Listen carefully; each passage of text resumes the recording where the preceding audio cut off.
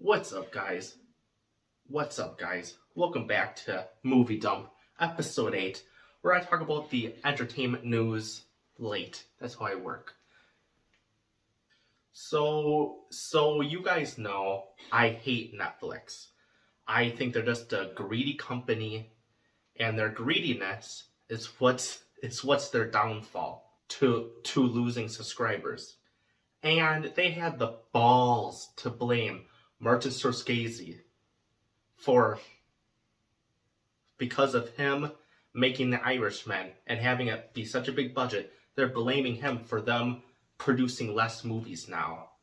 The balls on them. So I got two things. One, thank you, Marty. Two, Netflix, stop with your scapegoats, because your true downfall is that you produce way too much movies. And I think everyone can agree that most of your movies are very terrible and are effortless and just lazy. And the worst dialogues. So don't blame an iconic director because of your downfall. It's because of your stupid decisions and your greediness. And you give these movies all the money they ask for. And they clearly did not learn their lessons because of Stranger Things. Season 4. Each episode, from what I looked up, was $30 million each. And that added up to $270 million. They don't learn their lesson at all. And I keep telling you guys that Netflix never learns their lessons at all. They're just so greedy that they continue with these not smart decisions. And I'm telling you, that's going to be their ultimate downfall and the end of them. So guys, I don't know if you ever watched the Tron movies, but don't watch the first one. I mean, it's very hard to watch, the first one. I mean, the first Tron came out around the early 80s. I think it was maybe mid 80s. But this was just the start, the very beginnings of special effects. So my gosh, it looks like one of those crazy Paris fashion weeks with their costumes. I mean, it looks really bad on today's CGI. I mean, duh, but I mean, it's hard to watch the first Tron movie because how horrible the special effects looks. Again, it's not their fault. It was the 80s. Of course, they're not gonna have the best CGI and special effects, but it is torture to watch. From everything, we should be grateful for everything we've got with these amazing CGI today. We should be grateful because back around the 70s and 80s, my gosh. Whew. I mean, I don't want to be dramatic, but if you want to watch it, go ahead. I guess you like torturing yourself, but I am very dramatic, and here I go. Watching Two Girls, One Cup is more entertaining than watching the first Tron movie. But I remember I was around 8 years old when the second Tron came out. It was called like Tron Legacy. I could right now go on Google and search it, but no, I'm lazy. And I remember watching it at theaters with my dad that eventually left to get milk and never returned. But I remember loving it. Tron Legacy, to me, as an 8-year-old, was the best thing ever. I was amazed by the film. I mean, watching it now, my gosh, the CGI looks like a wax figure melting. So I've been wondering, Papa Iger, where the fuck is Tron 3? Well, now we got the fucking answer, and I hate Disney now. After reading this, I just hate them more. Oh, call me Negative Nancy, fuck you. I've got an attitude today, alright? So, I quote, when I first met up with producer Sean Bailey, and he brought up the idea of a sequel to Tron, I had a very distinct image of a world. At that point, there was this idea of a movie that takes place on the internet with Yahoo and Google and all those sites. I was more interested in a Heart of Darkness story. When Kevin Flynn got trapped in his own creation, isolated away from the internet, and it had evolved on its own like a Galapagos, disconnected from the rest of the world. And the Tron we remember from 1982 became more and more photoreal as the processing power increased. It needed to reflect how dark that would had become. So that's why I did that initial teaser, which was done before we had a script that we later showed at Comic-Con. And that got the movie greenlit, but a glassy tone.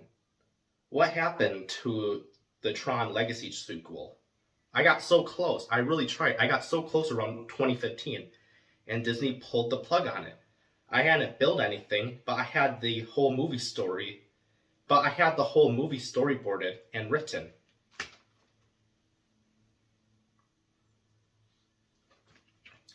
I was really excited because it was inverting the idea. It was all that stuff coming into our world, and it was about the blending of the two. But it was a different Disney by 2015 when I made. But it was different from Disney by 2015. When I made Tron Legacy, they didn't own Marvel or Star Wars. We were the play for fantasy and science fiction. And once you've got those other things under your umbrella, it makes sense that you're gonna put your money into a known property, and not that weird art student with black fingernails in the corner. That was Tron. Alright, this makes me convinced more that blockbusters are truly ruining cinema.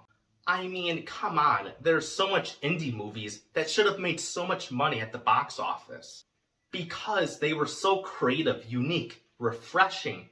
But no, general audiences are so used to the explosions and actions. They don't give indie movies a chance. And that's a damn shame. And really scares me for the future of movies.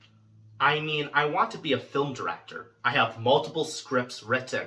And hopefully, one day a studio picks me up. And I get to live out my dream. A dream of being a storyteller. But now, it's so hard because these big movie studios just don't give a chance to these creative, unique movies. They just pass on them. That's why I'm so grateful for A24 and Neon Pictures, because they give filmmakers a chance. And I just want to say thank you for that. So now moving on to even more sad news is the passing of Ray Liotta. Such a talented actor in person. And when I heard about it, it really hit me hard because it's a tradition for me each year to watch Goodfellas because how great it is. It's one of my favorite gangster movies.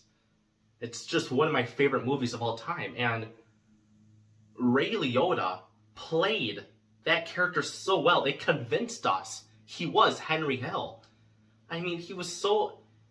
Like, you didn't see Ray Liotta, the actor. No, when you watch Goodfellas, you saw no Ray. You saw Henry Hill the whole time and his story. I mean, Ray Liotta was such a great and talented actor. And he has such iconic roles. And he was, like... It just hit me really hard because it's just really sad. And may he rest in peace. On to the next. The internet. What a blessing and a mistake that was. And memes. Oh, memes. They're fucking hilarious and funny. And sometimes memes can fool professional people. And this meme I'm going to talk about fooled a whole movie studio. Yes, this is real life. Memes are great sometimes. So Morbius. A movie to many people think is just terrible movie and very dull. And it stars weirdo Jared Leto. Have I seen it? No. Will I? No. You know, sometimes I love the internet because a man or girl created the best meme in a while of 2022. So the meme is basically, it's mostly on Twitter, or I even see it on YouTube now. It's where people have created different scenarios on different movies where it all stars Morbius on a different movie saying some type of fake line. And it's so funny. I mean, I laughed at so much. And the most popular quote is, "It's Morbin time." And it was so great and funny. And I even joined the meme club of the Morbius meme, where I tweeted a bunch of memes of Morbius. And it got so big that a movie studio was like, our movie was a box office fail, critically panned, people hated it, but people are talking about it now online. Let's re-release it to theaters for the weekend. And what a terrible fucking idea that was, because it it only made $83,000. You might be thinking, if you don't know anything about movies, oh, that's a lot. No, it's not. If you do quick math, and I'm very dumb, but I figured this out. Each theater got $85 when they showed Morbius. That is funny as hell. So it was such a fail. And what the movie studio, Sony, didn't understand is memes are originally mocking people or a thing. And the people who are mocking and making the Morbius memes never even seen the movie. They for sure was not going to see Morbius for the first time. They weren't. This was always going to be a fail to re-release it. It was going to be a fail, and it was. I think now it's made $300,000. Still not a lot. That's not even $1 million. They probably thought they were going to get. Oh, Sony. Poor Sony.